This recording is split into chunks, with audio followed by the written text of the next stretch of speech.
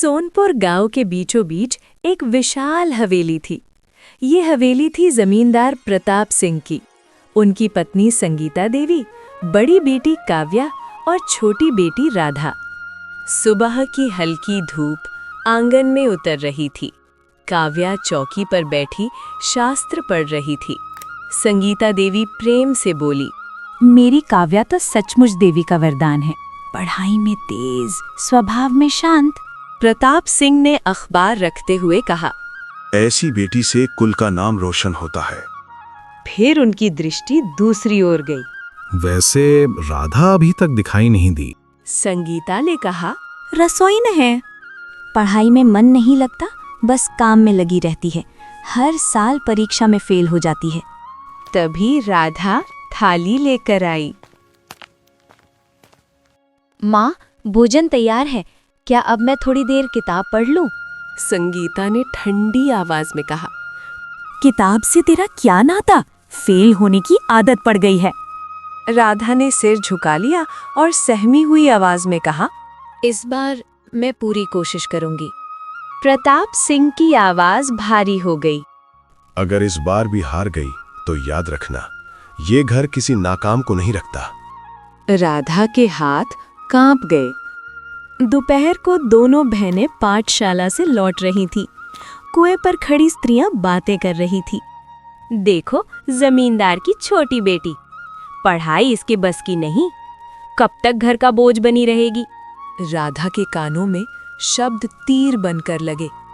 काव्या ने धीरे से कहा, दुनिया का काम है बोलना, तू अपना रास्ता देख। पर राधा की आंखों में नमी उतर चुकी थी। हवेली पहुंचते ही आदेश बरसने लगे। काव्या, अंदर जाकर आराम करो। राधा, चूल्हा साफ करो, पानी भरो, आंगन में झाड़ू लगाओ। राधा ने धीमे स्वर में कहा, माँ, थोड़ी देर सांस तो लेने दो। सांस? पढ़ाई नहीं होती, अब काम भी बोझ लगता है।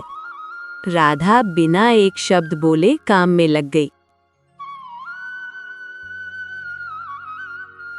अगले दिन प्रताप सिंह बाजार गया और अपनी दोनों बेटियों के लिए कपड़ा लेकर घर लौट आया।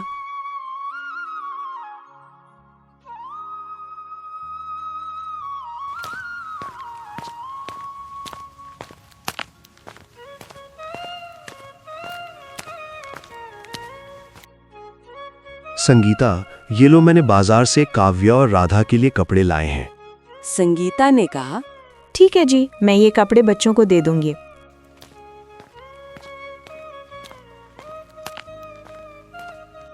लो काव्या बेटी, तुम्हारे कपड़े। राधा ने हिम्मत कर पूछा, माँ, मेरे कपड़े? संगीता ने कहा, जिस दिन पास होगी उसी दिन मिलेगा। काव्या ने विरोध किया, माँ, राधा भी तो इंसान है। चुप तुम। संगीता की आवाज कठोर थी। राधा की आंखों में आंसू उतर आए। रात, सब सो चुके थे। राधा मिट्टी के दीपक के पास बैठी किताब पढ़ने की कोशिश कर रही थी। थोड़ी देर बाद काव्या आई। अरे राधा, सब सो चुके हैं और तुम इतनी रात तक जाग के पढ़ाई कर रही हो। क्या करूं, डर लगता है दीदी, अगर सच में मुझे निकाल दिया गया तो? काव्या ने उसे प्यार से समझाया। डरो मत राधा, कुछ नहीं होगा। बस मेरी एक बात याद रखना, असली हार कोशिश छोड़ना होता है। राधा ने पहली बार हल्की मुस्कान दी।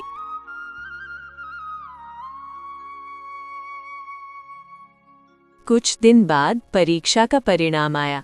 काव्या सफल हो गई और राधा फिर से असफल हो गई।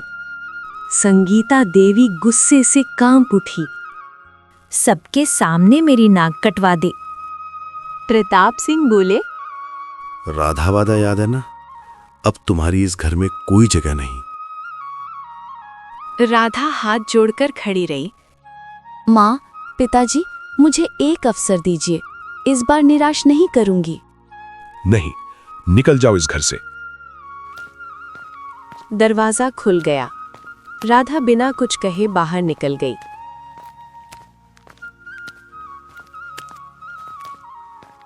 रात उतर आई थी। पता नहीं और कब तक इस जंगल में भटकना पड़ेगा। राधा जंगल में भटकते हुए तालाब तक पहुंची। वहां एक वृद्ध स्त्री कपड़े धो रही थी। राधा बोली, माँ, मैं मदद कर दूँ? रहने दो बेटी, मैं कर लूंगी, तुम छोड़ दो। माँ, कुछ नहीं होगा, मैं कर देती हूँ।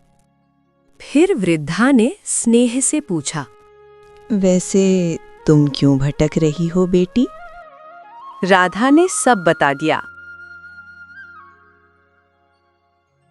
वृद्धा ने बोला, मेरा नाम गौरी है। जब तक रास्ता ना मिले, मेरी झोंपड़ी तेरा घर। उस रात राधा ने पहली बार अपनापन महसूस किया।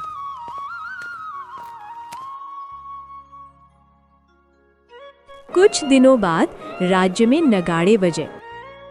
सुनो सुनो सुनो गांव वालों, राजकुमार के लिए योग्य कन्या की खोज, ज्ञान और सच्चरित्र की परीक्षा होगी। ये खबर गांव में तेजी से फैलने लगी।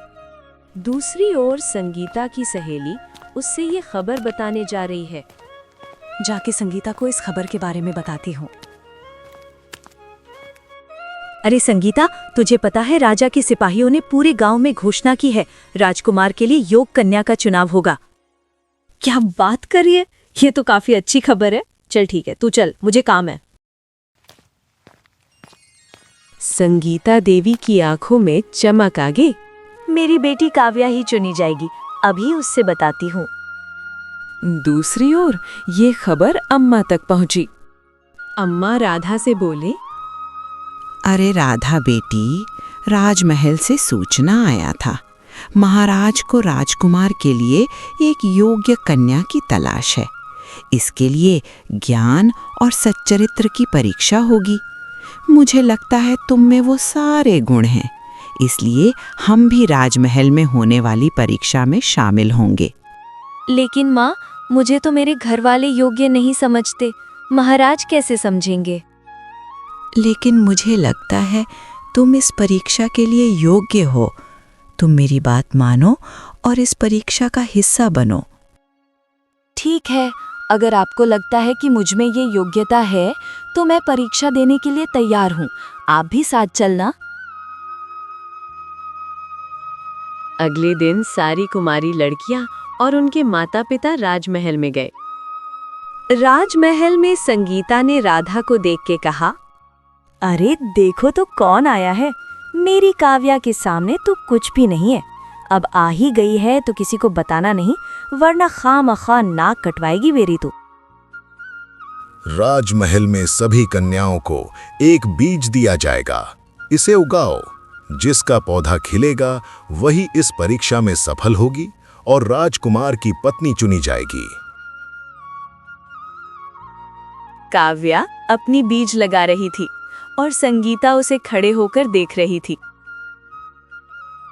अरे काव्या बेटी, अभी तक बीज में कुछ हलचल क्यों नहीं हुई? अरे माँ, अभी तो लगाया है, अभी कैसे फर्क दिखेगा? संगीता को ये बात हजम नहीं हुई। मैं अपनी बेटी को असफल नहीं होने दूंगी। जा रही हूँ ये फूल गमले में लगाने। संगीता देवी ने रात में चोरी से काव्या के गमले में हरा पौधा लगा दिया। दूसरी ओर राधा ने बीज लगाया, पर मिट्टी शांत रही। राधा उस गमले में हर दिन पानी डालती, पर कोई जवाब नहीं। दरबार सजा। सारी कन्याएं अपने अपने गमले लेकर खड़ी थीं। हर गमले में हरियाली थी। सिर्फ राधा का गमला सूना था।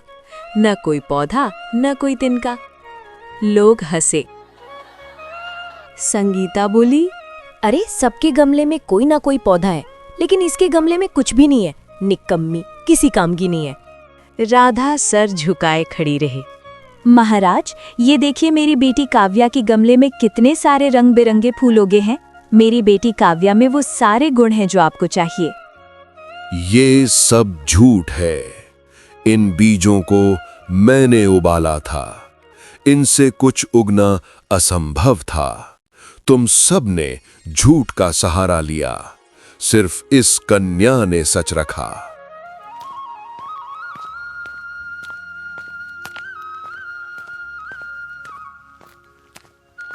राजा ने कहा, आज ये कन्या राज्य की रानी बनेगी और जिसने इसे सहारा दिया वो गौरी मां भी सम्मान पाएंगी।